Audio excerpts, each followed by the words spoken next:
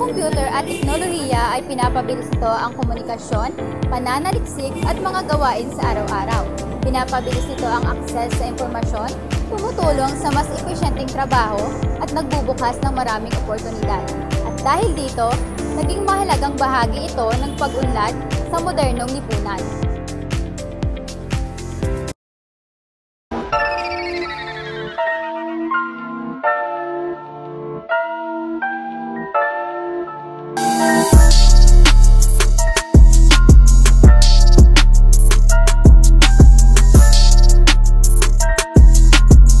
Sa panahon ngayon, mabilis ang pag-usbong ng makabagong teknolohiya mula sa paggamit ng computers, internet, artificial intelligence, hanggang sa mga digital platforms na araw-araw nating ginagamit.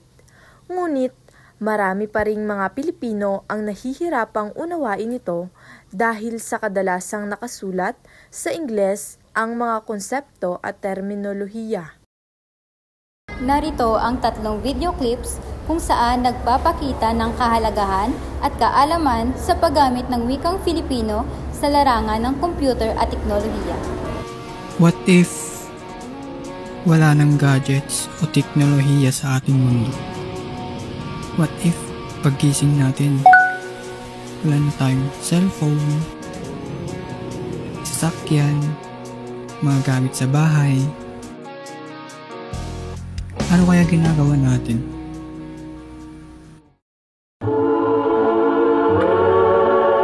Ang saya siguro balikan yung mga nakaraan, no?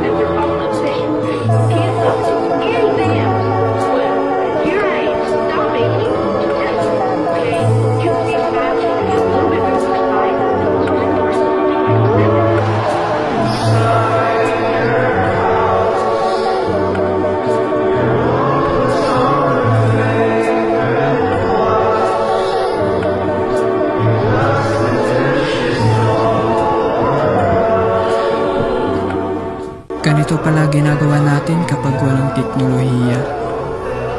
Makipagkaisa sa kalikasan, makipagbanding sa pamilya, makipaglaro sa mga kaibigan, makihalubilo sa mga alagang hayop. Nagagawa mo yung mga gusto mong gawin sa buhay. Masaya din pala kahit walang teknolohiya.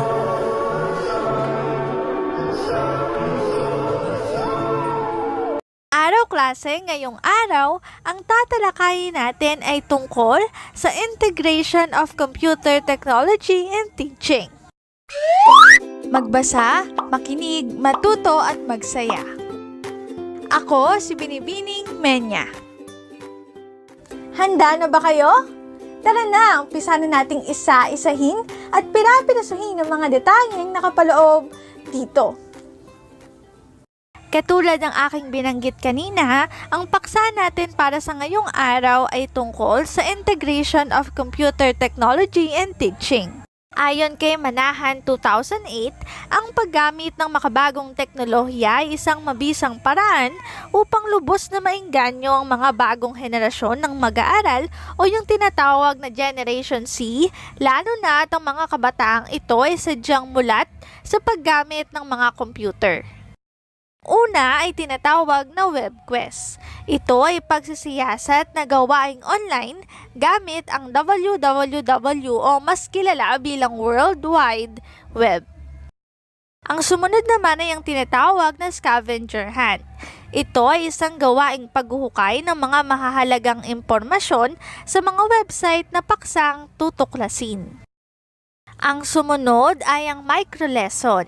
Ito ay isang information technology base na kagamitan sa pagtuturo at gumagamit ito ng tiyak na layunin. Tinatawag din itong makabagong pagbibigay ng module sa mag-aaral na lumiban sa klase ng matagal. Panghuli ay ang tinatawag na blogs o blogging. Ito ay isang interaktibong ugnayan sa pagitan ng guro at mga mag-aaral.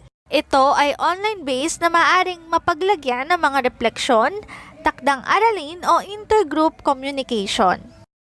Dito na nagtatapos ang ating talakayan. Sana ay marami kayong natutuhan. Paalam! Kabilang ang mabilis na pagbabago sa teknolohiya at papel ng mga communication practitioners sa mga tinalakay sa 32nd National Public Relations Congress. Pinangunahan po ng Public Relations Society of the Philippines ang usapin tungkol dyan. Ilan sa mga hamon sa mga nasa PR at communications industry ay kung paano nila sasabayan at papakinabangan ang teknolohiya tulad ng social media. Gayon din ang pangamba ng ilang PR practitioner na baka mapalitan naman sila sa trabaho ng Artificial Intelligence o AI. Binigyang diin sa PR Congress na kahit advanced na ang teknolohiya, dapat gawa o input ng tao pa rin ang mangibabaw kapag naghahatid ng mensahe sa publiko. Mahalaga rin daw ang tungkulin ng mga nasa larangan ng komunikasyon na magbigay ng tamang impormasyon sa gitna ng problema sa misinformation at disinformation.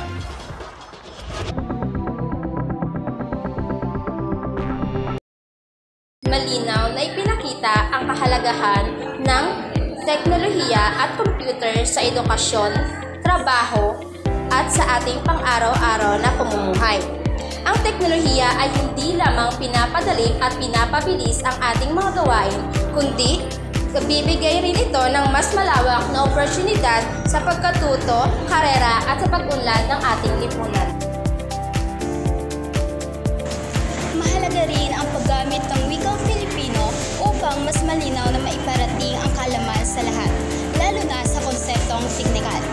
Ang computer at teknolohiya ay mahalagang kasangkapan upang mas mapaunlad ang personal at kolektibong pag-unlad sa modernong mundo. Ang wikang Filipino ay mahalaga sa larangan ng computer at teknolohiya dahil ito ang nagiging daan upang mas maintindihan ng mga Pilipino ang mga bagong kaalaman at makabagong gamit. Sa paggamit ng Filipino sa mga aplikasyon, website at gabay sa paggamit, mas nagiging madali, malinaw at accessible ang teknolohiya kahit sa mga hindi bihasa sa Ingles. Nakatutulong din ito sa pagpapalawak ng digital literacy, paglikha ng lokal na software at pagpapatibay ng ating kultura habang nakikibagay sa makabagong panahon.